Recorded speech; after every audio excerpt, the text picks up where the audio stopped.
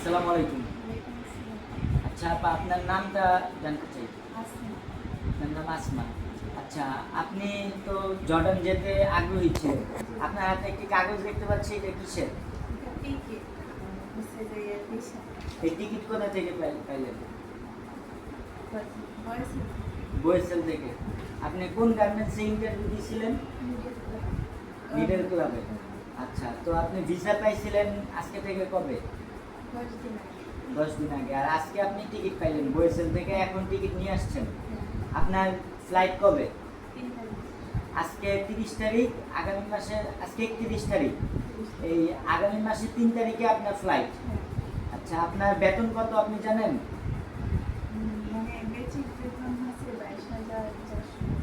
বাংলাদেশি টাকায় বেসিক বেতন 22,400 বা 500 এরকম পড়বে। আচ্ছা, আপনি আমাদের এই দুরন্ত রিক্রুটিং ট্রাভেল এজেন্সিতে আজকে থেকে কতদিন আগে আসছিলেন?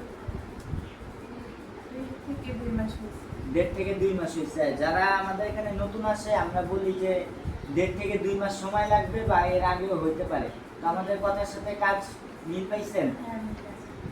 আচ্ছা, তো হলো আপনি এখন সরকারিভাবে বৈধভাবে জর্ডান যাচ্ছেন।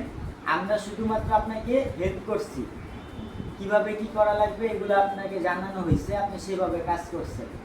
আপনার দক্ষতা যোগ্যতা দিয়ে আপনি সরকারিভাবে জর্ডান যাইতেছেন।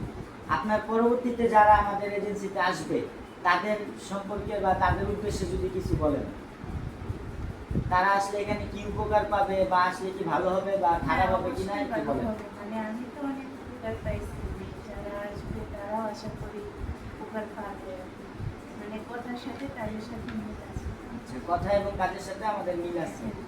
আচ্ছা, ধন্যবাদ আপা। আমরা দোয়া করি আপনি বিদেশ যান এবং বাংলাদেশে সৎভাবে কাজ করে রেমিটেন্স পাঠান এবং দেশের উন্নতি করুন। ধন্যবাদ। আসসালামু আলাইকুম।